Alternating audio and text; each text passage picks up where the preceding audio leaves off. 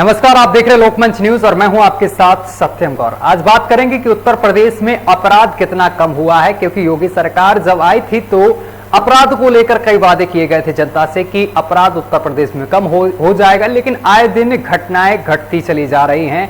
चाहे आपको बताते चले कि यूपी में अपराध रोकने पर कितनी यहां पर पुलिस सक्षम हुई है। आपको बताते चले कि एक मामला गोरखपुर से भी सामने निकल कर आया है, जहां पर जिम्मेदार पुलिस, जिसके ऊपर जनता की सुरक्षा के लिए कई यहां पर जिम्मेदारी होती है, वहीं पुलिस यहां पर कलंकित हुई है। पुलिस के ऊपर एक युवक की हत्या करने का आरोप लगा है, जिसके बाद इस मामले पर अब सियासत भी होनी शुरू हो गई है। कई पार्टियां मृतक के परिजनों से मिली हैं और आश्वासन दिया गया है। वहीं योगी आदित्यनाथ ने 10 लाख रुपए की आर्थिक सहायता की है और इसके साथ ही 6 पुलिसकर्मियों को निलंबित कर दिया है और उनके खिलाफ कार्रवाई की जा रही है। लेकिन विपक्ष इसको लेकर सरकार पर तंज कसता हुआ नजर आ रहा है कि उत्तर प्रदेश में महिला और लोग सुरक्षित अपने आप को महसूस नहीं कर रहे हैं। उत्तर प्रदेश में जिस तरीके से सरकार ने कहा था कि क्राइम पूरी तरीके से खत्म हो जाएगा, लेकिन क्राइम उत्तर प्रदेश में लगातार बढ़ता जा रहा है। इसी को लेकर हम चर्चा करेंगे। हमारे अलग अलग जिले से रिपोर्टर जुड़ रहे हैं, सभी का परिचय आपसे करा दें।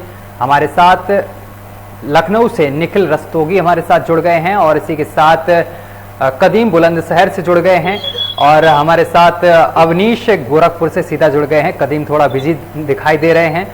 कदीम, आप तक आवाज पहुंच रही है?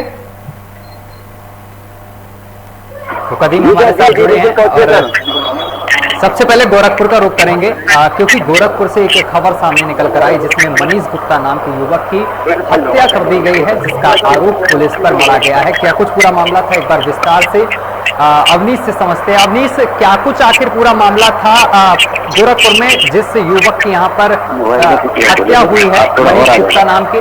आप मेरे पीठ वाले हाथ डालें जी।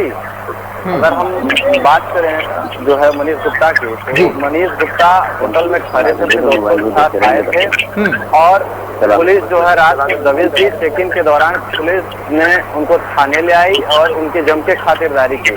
पुलिस के पीटने से जो है मनीष गुप्ता की हत्या हुई है, जिससे परिजनों की तहरीर पे जो है गोरखपुर एसएसपी ने मुकदमा दर्ज किया है। वहीं सूबे के मुखिया ने 10 लाख रुपए की सहयोग धनराशि भी दी है। साथ ही उस महिला को एक सरकारी नौकरी भी देने की बात कही गई है। अवनीश, लेकिन जिस पुलिस पर यहाँ पर लोग भरोसा करते हैं, अपनी सुरक्षा की बात करते हैं, वही पुलिस यहाँ पर कलंकित होती नजर आ रही है। आखिर पुलिस कर्मियों पर यह आरोप लगा है हत्या करने का, क्या कुछ पूरा मामला रहा और उस रात क्या हुआ था ऐसा? जी, अगर हम बात करें जो है अगर थाना रामगढ़ एसएचओ का, तो ये कई ऐसे इनकाउंटर कर चुके हैं। लगभग 3 हत्याओं का मुकदमा इनके ऊपर चल रहा है, जो बीते दिनों अधिकारियों के तौर पे जो है उस मामले को जो है सुलझाया गया था, क्योंकि अधिकारियों के ये चहेते हैं। अवनीश, लेकिन अगर बात की जाए गोरखपुर की, तो गोरखपुर में क्राइम अभी भी रुकने का नाम नहीं ले रहा है। आज फिर एक अवनीश नाम के ही युवक की गोरखपुर में मौत हुई है। जी, 72 घंटों में जो है सीएम सिटी में दूसरी हत्या भी रामगढ़ ताल थाना क्षेत्र में हो गई है और जो है कुछ लगभग 15 के संख्या में आरोपी थे, जिन्होंने फ्री में शराब पिलाने की बात को लेकर के बेटर की निर्मम हत्या कर दी कल, जिससे एसएसपी ने संज्ञान लेते हुए जो नवागत एसओ थे उनका तबादला भी कर दिया। साथ ही नए एसएचओ को जो है पदभार मिला है रामगढ़ थाल का, और जो पुराने सीओ थे कैंट, उनको बांसगांव भेज दिया गया है। ठीक है, कदीम हमारे साथ बुलंदशहर से सीधा जुड़े हुए हैं। कदीम, जिस तरीके से सरकार जब उत्तर प्रदेश में आई तो यहाँ पर जिस तरीके से क्राइम बढ़ रहा था, तो क्राइम कम करने को लेकर जनता से कई तरीके के वादे किए गए थे, लेकिन अब क्राइम किस सीमा पर पहुंच गया है, इसके बारे में जरा डिटेल से बताएं।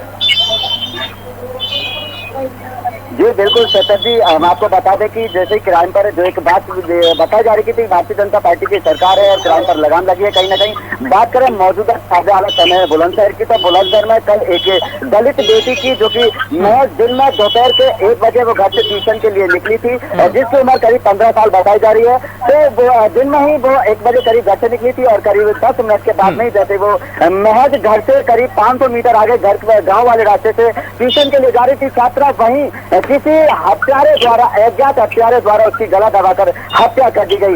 एक बुलंदशहर का सनसनीखेज ये जो कि मामला हुआ है, जहां पर एक 15 साल की बिटिया को, एक पापा की प्यारी बेटी को फिर एक किसी हत्यारे ने उसका गला दबाकर हत्या कर दी, जो कि बुलंदशहर का ये सबसे बड़ा एक केस बन गया है अभी तक। हालांकि पुलिस प्रशासन की बात करें तो घटना स्थल से महज करीब 1 किलोमीटर मान लो या 1.5 किलोमीटर मान लो लगभग, अगर हम ज्यादातर बताओ तो 2 किलोमीटर की दूरी पर ही छात्रा की गला दबाकर हत्या कर दी गई थी। जी बता दें कि उसके कुछ ही समय बाद जैसे ही पुलिस को पता चली तो पुलिस के आला अधिकारी मौके पर पहुंचे और उसके कुछ समय बाद करीब 2 घंटे बाद में एक अज्ञात व्यक्ति को पकड़ा गया, जिसमें मुखबिर की कश्मीरी गवाह, अगर जो हम कहते हैं कश्मीरी गवाह के सामने उसको पेश किया गया तो पुलिस ने उसको नकार दिया कि कश्मीरी गवाह को पहचानने के लिए मना कर रहा है कि इसने हत्या नहीं किया। हालांकि पूरे परिवार का कहना यही अभी तक भी कि वही आदमी संदिग्ध जो पुलिस बता रही है वही आदमी हत्यारा है, उन्होंने हमारी बेटी की बहन की हत्या की है। लेकिन कल से पुलिस कस्टडी में ही जो संदिग्ध व्यक्ति पुलिस बता रही है वो कस्टडी में है, पुलिस की गिरफ्त में है और लगातार कल से, हालांकि अगर हम पुलिस प्रशासन के आला अधिकारियों की बात करें तो लगातार पूरे क्षेत्र में पुलिस प्रशासन समय समय पर आ रहा जा रहा, गंभीरता से इसकी जांच में जुटी हुई है। क्राइम ब्रांच की बात करें या फोरेंसिक टीम की बात करें, हाँ तो हर विभाग, पुलिस विभाग के हर तरह से इसमें जो कि छानबीन कर रही है। अगर वहीं हम ज्यादा जानकारी के लिए पीड़ित परिवार के घर पर मौजूद है, यहाँ पहुंचे सत्यन जी, पूरा मामला क्या है, किस तरह से बेटी को मारा गया या पीड़ित परिवार का जो एक आशंका है कि रेप के बाद में हत्या की गई है, तो या उनकी एक मांगे थी जो अंतिम संस्कार बेटी का किया गया तो उनकी कुछ प्रशासन से मांगे थी, तो पुलिस प्रशासन की मांगों से या आश्वासन से कितना संतुष्ट है पीड़ित परिवार, या बेटी तो है कि 15 साल की थी, उसकी गला दबाकर एक निर्मम हत्या कर दी गई, उस पर ये क्या कहेंगे पीड़ित परिवार हमारे साथ मौजूद है जी। सबसे पहले तो मैं कहना चाहूंगी कि हमारी बेटी को इंसाफ मिलना चाहिए। जो मृतक बेटी थी, मैं उसकी बहन लगती हूँ, काफी रही हूँ और मैं उससे चाहती हूँ कि प्रशासन हमारी बहन को इंसाफ दे, सिर्फ और सिर्फ इंसाफ दिलाए, हमें बिना परेशान किए, क्योंकि ये रहने वाली ये घटना है, बहुत दर्दनाक घटना है। इससे पूरे गांव की लड़कियां बहुत सहम रही हैं। बहुत सारी लड़कियों ने कहा है कि अब वो कैसे पढ़ाई करेंगे, तो पढ़ाई करने के मुद्दे को मैं लेकर कहना चाहूंगी कि जो बच्चे गांव से बाहर पढ़ने जाती हैं इंटर या स्कूल के लिए, उनके लिए गांव में ही व्यवस्था की जाए, उनके लिए इंटर हाई यही गांव में ही बनवाया जाए, जिसके लिए हमारे गांव के प्रधान भूमि देने का प्रस्ताव दे चुके हैं, जो वो भूमि का इंतजाम कर रहे हैं। तीसरी बात है कि हमारी बेटी को जो भी आर्थिक स्थिति के अनुसार जो भी आर्थिक सहायता प्रदान की जाए वो जल्द से जल्द प्रोवाइड की जाए, क्योंकि आर्थिक स्थिति बहुत ज्यादा खराब है। और चौथी डिमांड है, जो ब्रिज बन गया है हमारे गांव के बाहर, उससे गांव के जहाँ तक घटना हुई है उससे ही 500 मीटर आगे तक कोई लाइट की व्यवस्था नहीं है, वहाँ जल्द से जल्द लाइट की व्यवस्था की जाए। ऐसा नहीं है कि ये सिर्फ लड़कियों के साथ ही होता है, मैं बहुत न्यूज़पेपर देखती हूँ, बहुत न्यूज़ सुनती हूँ, कोई भी उम्र की महिला हो, किसी के साथ भी कभी भी कुछ भी घटना हो जाती है। भविष्य में इस गाँव में वो घटना ना हो, इसको ध्यान में रखते हुए प्रशासन से मेरी डिमांड है कि जो हमने मांगे की रही है उन्हें जल्द से जल्द पूरा करे, और मैं आशा करती हूँ कि जल्दी पूरी की जाएगी। तो इस अगर ये जो भी आपने मांगे की हैं बेटी के एक न्याय के लिए, इंसाफ के लिए, जो एक गुहार लगा है,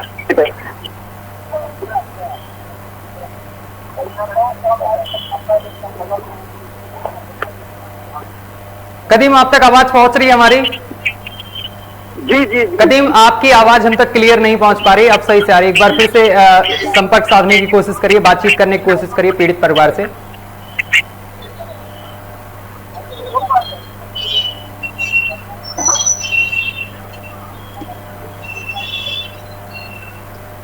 चलिए कदीम, एक बार फिर से हम आपसे संपर्क साधने की कोशिश करेंगे, आपकी आवाज क्लियर हम तक नहीं पहुंच पा रही है। चलिए निखिल का रुख कर लेते हैं। निखिल रस्तोगी हमारे साथ लखनऊ से लगातार जुड़े हुए। निखिल, अगर क्राइम की बात करें, अपराध की बात करें, तो अपराध लगातार बढ़ता चला जा रहा है, लेकिन एक तरफ सरकार कह रही है कि अपराध पर हमने लगाम लगाई है, वहीं विपक्ष का कहना है कि उत्तर प्रदेश में योगी सरकार में अपराध लगातार बढ़ता जा रहा है। जी, आपको बता दें, उत्तर प्रदेश में योगी सरकार जब सत्ता में आई तो कहीं ना कहीं उन्होंने विकास और कानून व्यवस्था को लेकर जनता से वादा किया था। सारे वादे कहीं ना कहीं देखने को विफल हो रहे हैं। बात करें पुलिस को के साथ तौर से कहा जाता है कि गुंडे जो है उनको जेल में डाले, लेकिन कहीं ना कहीं उत्तर प्रदेश की पुलिस गुंडों का काम कर रही है। बात करें गोरखपुर की, जो कानपुर का निवासी है वो अपने दो दोस्तों के साथ गोरखपुर के गए में वहाँ घूमने जाता है और मुख्यमंत्री योगी आदित्यनाथ के विकास की बात करता है और रात में 12:10 के तकरीबन रामताल थाना के SHO साथ 5 से 6 पुलिसकर्मी होटल में आते हैं 512 कमरा नंबर में, जो कि वहाँ पे स्थिति के दौरान उस मनीष गुप्ता काफी चोटें आती है जिससे उसकी मृत्यु हो जाती है। पूरे होटल के कमरे में कहीं ना कहीं खून देखने को मिलता है। उसके बाद कहीं ना कहीं उसके पीड़ित के भांजे को फोन किया जाता है। फोन करने के बाद जब बताया जाता है कि पीड़ित परिवार जब वहाँ पहुँचता है तो कहीं ना कहीं SSP DN की बात करें गोरखपुर से, तो वो कहीं ना कहीं उनसे कहते हैं कि FIR लिखने से क्या फायदा होगा, कोर्ट में जाएंगे और डॉक्टर आएंगे। तो ये है गोरखपुर के DM SSP का कारनामा, वीडियो वायरल होता है लेकिन कहीं ना कहीं अभी भी उन पर कोई कार्रवाई नहीं होती है। बात करें मनीष गुप्ता कानपुर की तो वो एक छोटा मोटा जमीन का काम करते हैं, लेकिन जब अखिलेश यादव पीड़ित परिवार से मिलने पहुंचते हैं और 20 लाख की मदद करते हैं, उसके बाद कहीं ना कहीं सरकार जाती है और पीड़ित परिवार को मुआवजा देने की बात करती है और पीड़ित परिवार को रियायत प्राधिकरण में SPO पोस्ट की नौकरी दी जाती है। अब आपको बता दें इसका 4 साल का प्रश्न है, आने वाले समय में जब इसका क्षेत्र बड़ा होगा तो यही बताया जाएगा कि यूपी की पुलिस ने उसके आपको को मार डाला। अब यही उसका बजट के सामने रास्ता बची है जो पहली की सरकार से सवालिया किसान खड़े करते थे, वही पुलिस कहीं ना कहीं सवालिया निकलते खड़े हैं। निखिल, इससे पहले भी कई कारनामे पुलिस के सामने आ चुके हैं। अगर बात करें कि लखनऊ के कांड की, जिसमें तिवारी कांड में भी पुलिस का कारनामा सामने निकल कर आया था, जिसमें पुलिस ने गोली चलाई थी और आरोपी भी यहां पर पुलिसकर्मी पाया गया था, यहां भी आरोपी पुलिसकर्मी पाया गया। और इससे पहले अगर कानपुर की बात करें तो लोकमंच के पत्रकार मुकेश गौतम के साथ भी पुलिस ने मारपीट की गई थी, जिसकी खबर प्रमुखता से दिखाए जाने के बाद कई दिनों के बाद इस पर कार्रवाई हुई थी, तब उस आरोपी चौकी इंचार्ज को निलंबित किया गया था।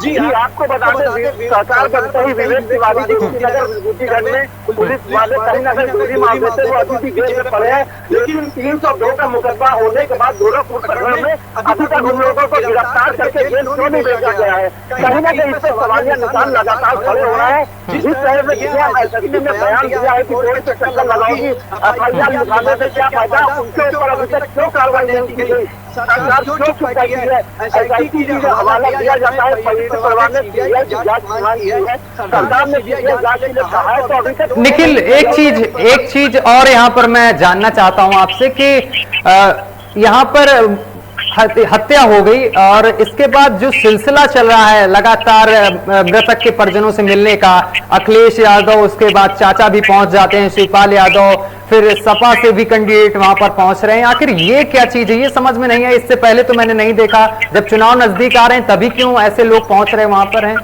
क्या यहाँ पर भी सियासत चमकाई जा रही है?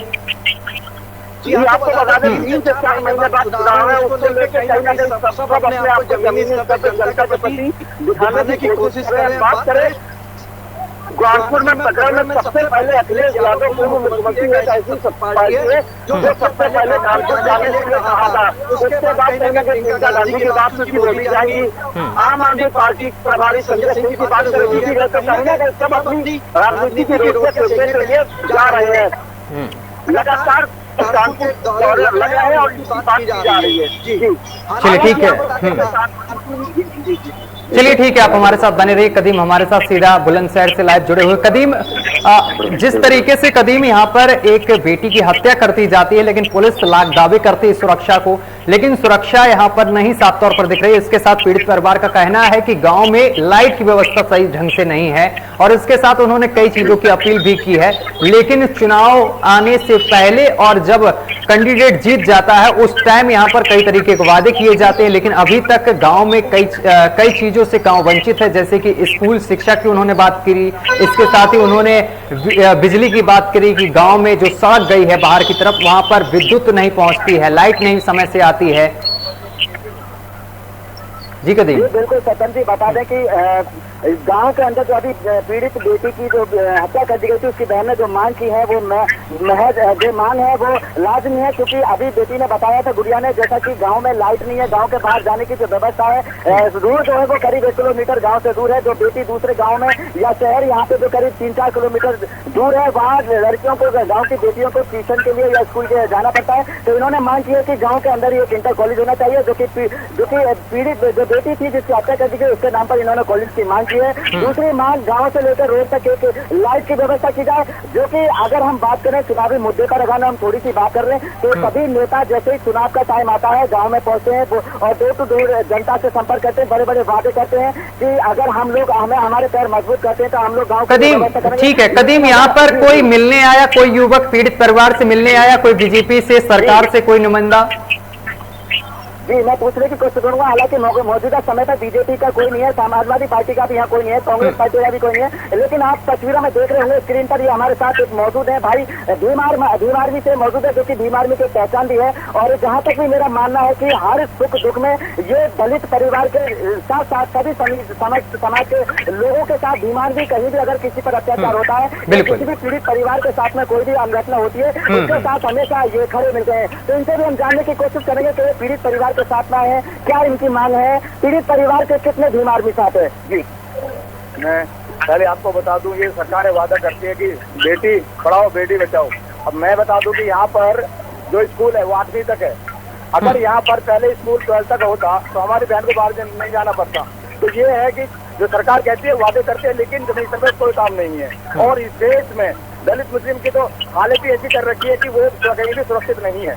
आप देख सकते दिन में 1 बजे एक हमारी बहन की हत्या कर दी जाती है, लेकिन महज 1 किलोमीटर दूरी पर यहाँ पर थाना है। थाने की बात करो, पुलिस पहले प्रदर्शन होते हैं, क्योंकि अभी हमने देखा है कि एक मनीष गुप्ता की हत्या होती है, पुलिस वाले करते हैं, हत्या हो सकती है और ये दुर्घटनाएं होती है। लेकिन आप देख लीजिए, एक उस समाज में हत्या हुई, वहाँ पर सब लोग पहुंच जाते हैं, अध्यक्ष यादव भी जाते हैं, वहाँ पर चीफ मिनिस्टर की भी आने की संभावना होती है। लेकिन आज यहाँ पर दलित समाज के साथ, बहन के साथ एक हत्या हुई है। और प्रशासन आपका कहना है कि प्रशासन यहाँ पर दलित परिवार के साथ नहीं है। आप प्रशासन अगर साथ में होता, आप ये सोचिए कल की हत्या है, ठीक है, अभी तक उन्होंने आरोपी को पकड़ा है, जैसे बताया परिवार बताया समय हो गया बेटी की हत्या को, कल की हत्या हुई है, लगभग समय कितने घंटे हो गए? ये सत्तन जी 24 घंटे होने को जा रहे हैं और 24 घंटे से मैच ज्यादा टाइम हो गया, क्योंकि कल दोपहर के 1 बजे की घटना थी और अभी तक पुलिस के हाथ खाली हैं। जो आरोप है, हालांकि एक संदिग्ध युवक को पुलिस ने हिरासत में कल से ले रखा है, लेकिन अभी तक पुलिस ये क्लियर नहीं कर पाई है कि हत्या आरोपी आखिर कौन है। कसमदीप की हम बात करें तो उसमें अगर कसमदीप की पुलिस ये बात करेगी, कसमदीप ने उसे संदिग्ध जो व्यक्ति पुलिस बता रही है, जो हत्या के आरोप में पुलिस ने उसको उठाया था, उसमें कसमदीप उसको नकार रहा है। वहीं हमारे साथ दोबारा हम पहुंचने की कोशिश करेंगे, जो पीड़ित गुड़िया थी उनकी बहन से फिर हम जानने की कोशिश करेंगे विस्तार से कि जो इन्होंने पुलिस से मांग की थी, हाँ, या वो कागजी तौर पर रहेंगी या इनको कितना विश्वास है। कदीम ये जानने की कोशिश करिए, कदीम ये जानने की कोशिश करिए कि अगर मांगे पूरी नहीं होती हैं तो किस तरीके की आगे की रणनीति बनाई जाएगी? क्या आंदोलन किया जाएगा भीम आर्मी की तरफ से, और इस आंदोलन में क्या भीम आर्मी भी हिस्सा लेगा अगर आंदोलन होता है तो? अगर जो पीड़ित परिवार की मांग है भीम आर्मी के संज्ञान में है और अगर वो पूरी नहीं होती है, कोई भी समय अगर आप भीम आर्मी की तरफ से कोई समय तय किया गया हो कि 1 दिन में या 2 दिन में वो मांगे पूरी हो, अगर मांगे पूरी नहीं होती है, ऐसी हालत में कोई महा आंदोलन की तैयारी भीम आर्मी कर रही हो? पहले मैं बता दूं आपको, जब इस केस के संज्ञान में आया, हमारे राष्ट्रीय अध्यक्ष जैसे राजा जी ने इसे ट्वीट किया है और उनको उनके संज्ञान में है। अगर हमारी बहन को इंसाफ जल्दी नहीं मिलता है तो आपको पता है भीम आर्मी कैसे काम करते हैं, उसका झंडा होना मजबूत है। के मुताबिक हमने सुना कि भीम आर्मी ने पुलिस प्रशासन को महज 2 दिन का समय दिया है।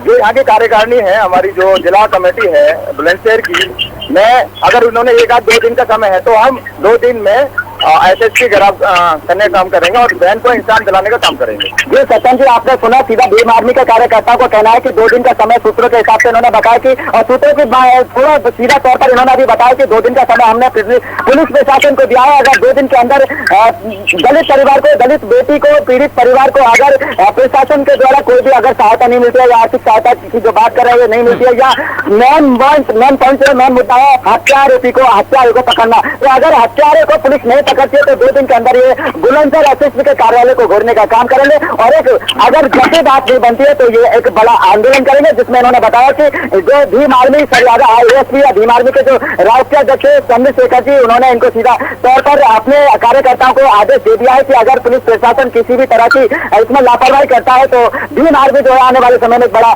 आंदोलन करेगी। भाई हमारे साथ फिर पीड़ित बेटी मौजूद है, इनसे हम विस्तार से भी जानने की कोशिश करेंगे कि जो कागज तौर पर इनकी मांगे पुलिस प्रशासन ने स्वीकार की है, ये पीड़ित परिवार उनसे कितना संतुष्ट है।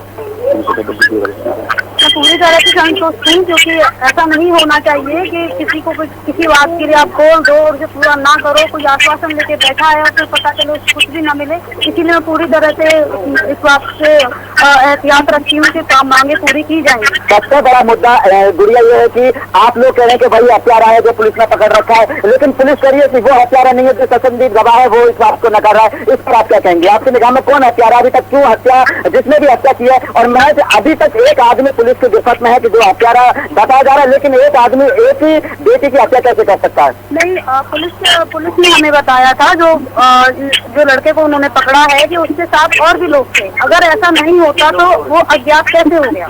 वो अज्ञात कैसे हो गया जब वो कह रहा है कि मेरे साथ और भी लोग हैं? अच्छा, वो आना था कि मैंने हत्या किया है, उसमें कुछ और लोग भी, और भी लोग शामिल, पुलिस क्या कहना है?